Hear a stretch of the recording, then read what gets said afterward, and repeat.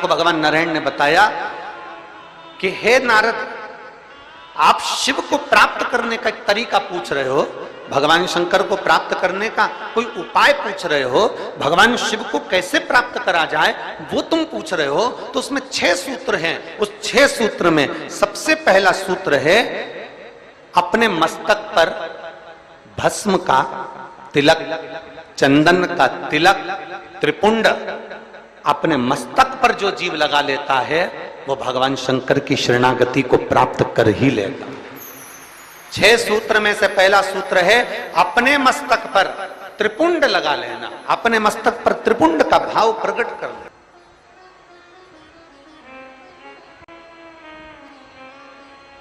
अब एक बात बहुत ध्यान से सुनिएगा, जरा स्मरण में रखिएगा।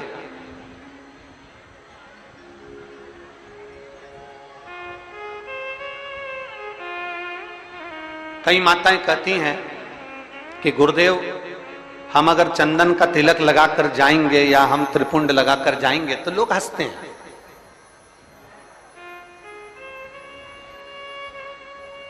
हम अगर चंदन का तिलक लगाकर जाएं, त्रिपुंड लगाकर जाएं तो दुनिया के लोग हंसते हैं। तो हम स्त्री को, हम नारी को क्या करना चाहिए?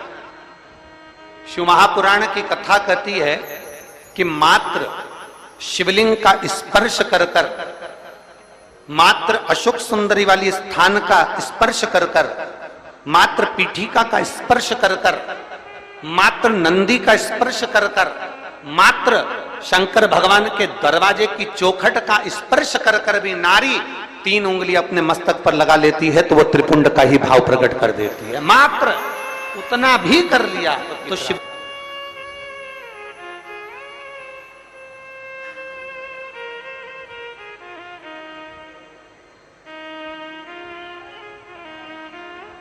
दूसरा सूत्र बताया है देवऋषि नारद को। दूसरा ये 24,000 श्लोक की 12 संहिताओं के अंतर्गत जो देवऋषि नारद को वर्णन किया जा रहा है, उसमें 6 सूत्र से वेत्रवती शिव महापुराण की कथा को प्रारंभ कर रहा है। 6 सूत्र। पहला सूत्र है शिव को प्राप्त करने के लिए मस्तक पर त्रिपुंड।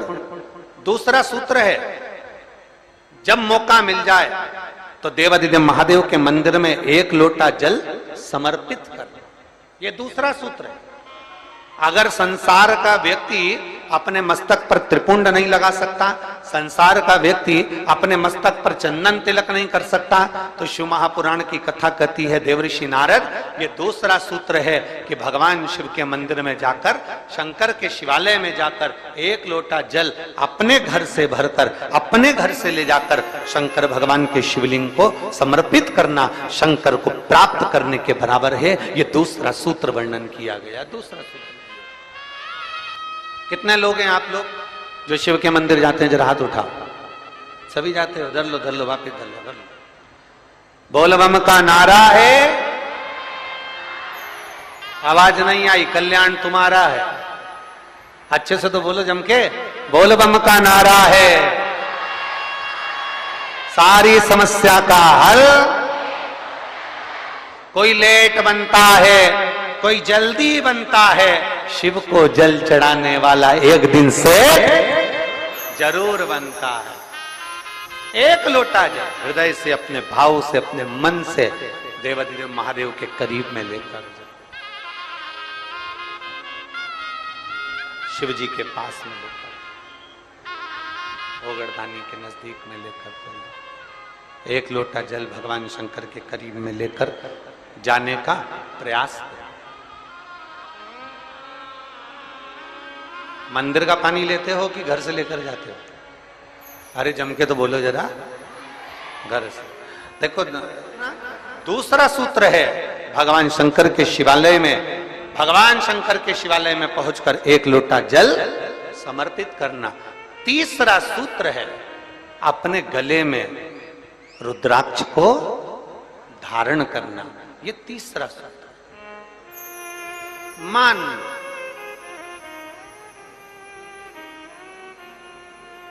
मस्तक पे से तिलक मिट गया। मान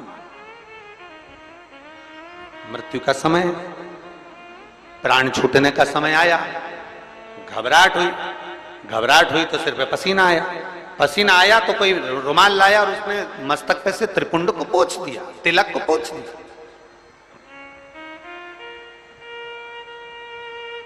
मान लो तिलक कुछ गया,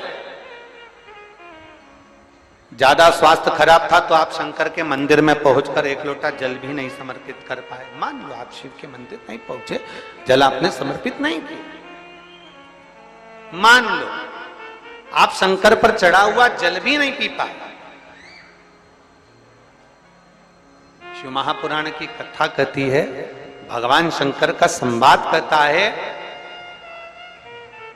त्रिपुंड नहीं है, एक लोटा जल समर्पित नहीं कर पाए, शंकर की चौखट तक नहीं पहुंच पाए, तो शिव महापुराण की कथा कहती है, एक कार्य कर लो, अपने गले में एक रुद्राक्ष या तुलसी की माला, इन दोनों को धारण कर लो।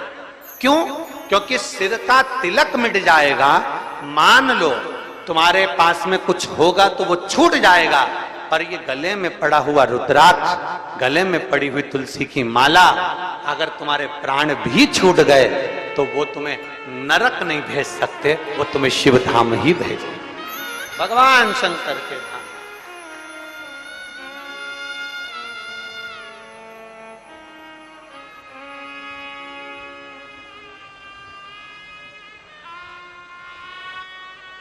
और बहुत बहुत सुंदर भाव कहा है, ध्यान देना।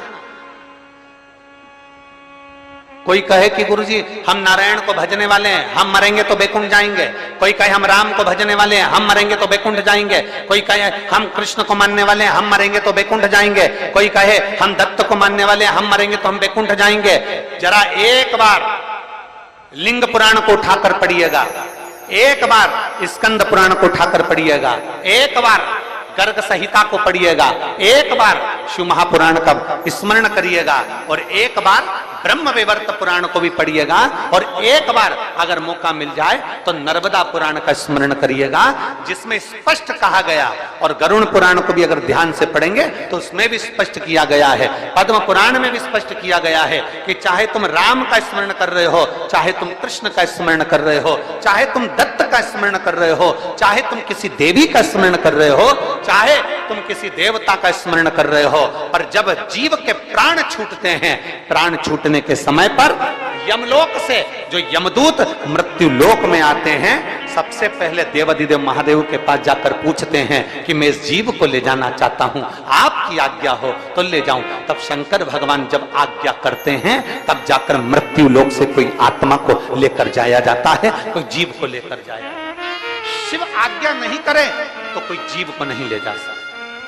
सब खाली है, शिव के बिना सब अधूरा, शंकर के बिना सब सूना। जहां शिव नहीं वहां कुछ है। एक रुद्राक्ष धारण।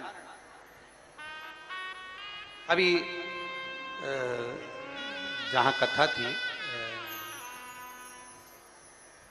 ओमकारेश्वर की कथा में और एक छत्तीसगढ़ की कथा में हमने कहा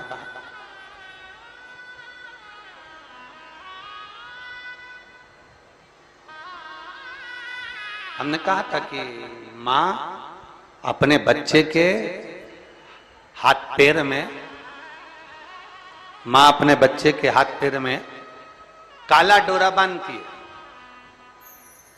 अभी कथा में कहा था, आप लोगों ने सुना था। मां अपने बच्चे के हाथ पैर में गले में काला डोरा बांधती है। क्यों बांधती है? बच्चे को नजर से बचाने के। फिर हमने कथा में कहा था, बचपन में बच्चे को नजर से बचाने के लिए काला डोरा बांधा जाता है, और बच्चा जब बड़ा हो जाए तो मां से निवेदन है कि उसके गले में एक रुद्राक्ष, एक तुलसी की माला जरूर बांध देना। बचपन में काला डोरा नजर से बचाता है, और रुद्राक्ष और तुलसी की माला हमारे बच्चे को गलत काम से बचा लेती है। फिर अगला वर्णन करा,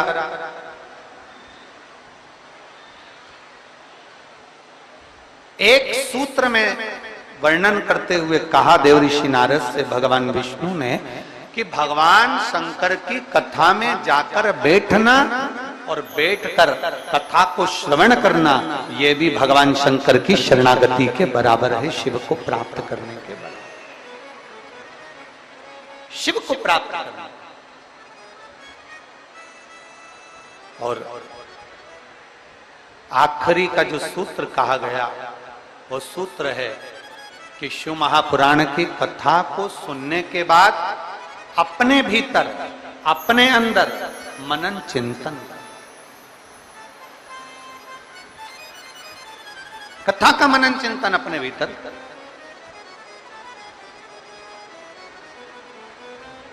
कथा को श्रवण कर लेना एक अलग विषय, कथा सुन लेना एक अलग विषय। शिव महापुराण की कथा कहती है कि जाना, कथा में पहुंच जाना, कथा में बैठ जाना, कथा में पहुंचकर विनय कर लेना, यह अलग विषय है। पर शिव महापुराण की कथा कहती है कथा में पहुंचने के बाद जितना बन सके उस कथा को अपने भीतर उतारना एक अलग विषय। बोल बम का नारा है, जरा जम के बोल बम का नारा है, उसको अपने भीतर उतार लेना। भगवान शंकर की अविरल भक्ति को अपने भीतर उतार।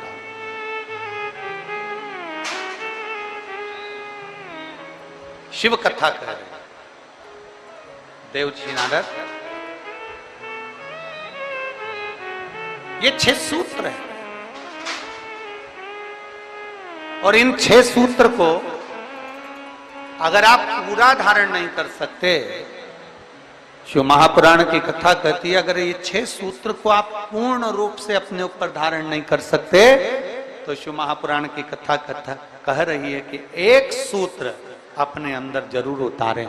इन 6 में से एक सूत्र भी अगर हमारे भीतर उतर गया तो हमारे देवाधिदेव महादेव को प्राप्त करने में देरी नहीं लगे। 6 में से एक सूत्र भी हमारे भीतर।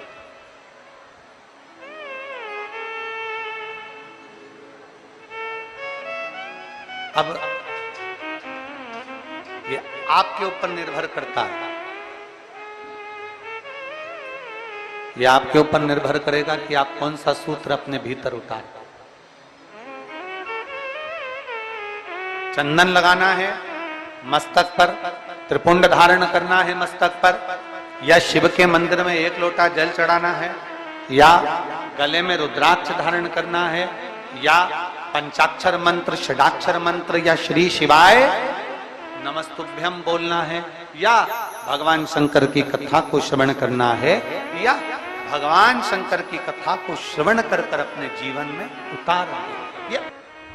श्रावण के महीने में घोड़ लगती है, श्रावण के महीने में घोड़ लगती है। मैं 1000 बेलपत्र शंकर भगवान को चढ़ाऊंगी। अभी अभी आप भी सुनते होगे, बोलो तो सही जरा, विधि सवाल बोलो, सुनते हो कि नहीं सुनते? अरे बोलो तो जम के, सुनते हो? कोई कहेगा 1.25 लाख बेलपत्र चढ़ाऊंगी, 1000 बेलपत्र चढ़ाऊंगी, 108 बेलपत्र चढ़ाऊंगी, 500 बेलपत्र शंकर जी को चढ़ाऊंगी।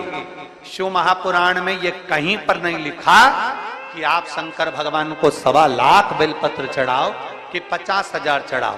शिव महापुराण में इतना जरूर लिखा है कि अगर आपने अपनी जिंदगी में 1 बेलपत्री का पेड़ लगाया है तो 1 बेलपत्र चढ़ाने के तुम अधिकारी हो।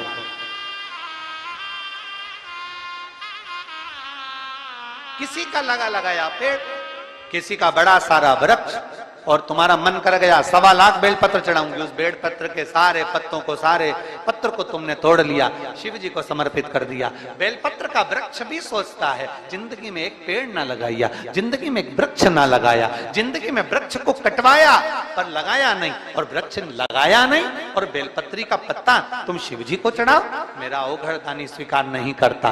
ध्यान देना, अगर शंकर को बेलपत्र चढ़ाने का शौक रखते हो और अपने मरने के बाद भी शंकर के मंदिर में बेलपत्र चढ़वाना चाहते हो तो 1 बेलपत्र का वृक्ष लगाने का संकल्प लेकर अपने जीवन को आगे बढ़े कि हम भी 1 बेलपत्र का वृक्ष लगाएंगे, जिससे हमारा वो लगाया हुआ वृक्ष का बेलपत्र भगवान देवाधिदेव महादेव को समर्पित हो सके, भगवान शिव को चढ़ सके। कोई कह दे शिव पर चढ़ी बेलपत्र मत खाओ। कोई कह दे शंकर का मंत्र श्री शिवाय नमस्तुभ्यम मत बोलो, हम उनसे कहते हैं निवेदन स्वीकार करें। कोई जीव शिव की ओर जा रहा है, मदिरा की दुकान की ओर नहीं। शिव पर चढ़ा जल पी रहा है, मदिरा नहीं। शिव पे चढ़ी बेलपत्र खा रहा है, मांस और गलत चीजें नहीं। ये हमारे भीतर एक विश्वास जागृत होना चाहिए कि दुनिया के लोग जो गलत जगह जा रहे थे आज सही जगह पर जा रहे हैं और सही चीज खाओ। जल वृष्टि अपनी जगह होगी, कीचड़ भी होगा, पानी भी होगा, सब कुछ होगा, पर सबसे ज्यादा खुशी पूरे विदिशा वालों को होना चाहिए कि मेरा शंकर तुम्हारी नगरी में 7 दिन आकर विराजमान हो। संपूर्ण विदिशावासियों,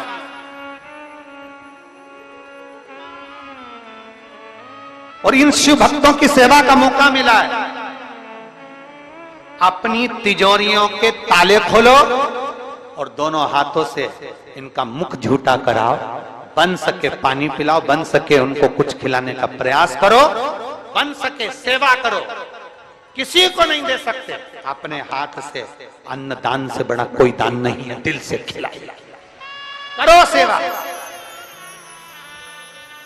हम हर कथा में कहते हैं, इस कथा में भी कहकर जा रहे हैं, एक डायरी लो, उस डायरी में लिख लो कि मैंने 30 तारीख से कथा प्रारंभ हुई, 6 तारीख तक चली, उस बीच में मैंने 3 तारीख को, 2 तारीख को, 1 तारीख को 5 रुपए का किसी को पानी पिलाया, लिख कर रखना।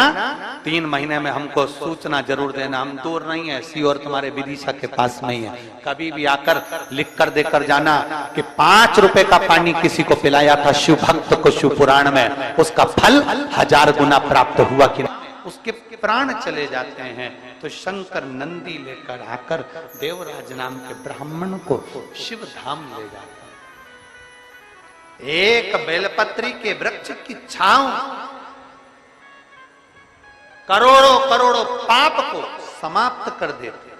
कभी मौका मिल जाए, कभी मौका मिल जाए तो बेलपत्र के वृक्ष की छांव में बैठकर एक भगवान का किया गया भजन सुख प्रदान करता। आपको घर जमीन जायदाद देते हैं। शिव महापुराण की कथा कहती है सबसे पहले भगवान शंकर आने वाले शिव भक्त को अपनी भक्ति प्रदान करते हैं, राम की शरणागति प्रदान करते हैं।